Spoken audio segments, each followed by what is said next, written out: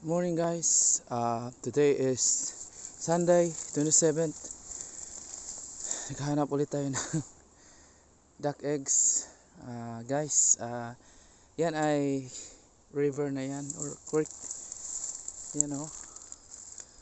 Diyan kami kumukuha ng water sa aming shed, yung pang hose ng yard.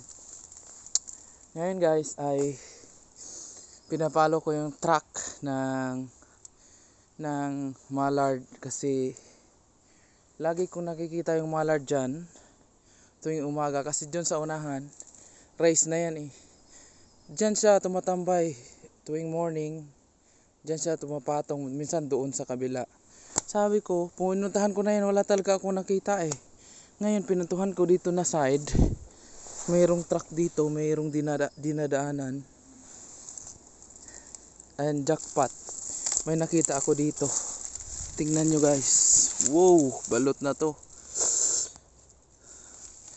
May makapagbalot na rin. Thank you Lord. So yun lang guys.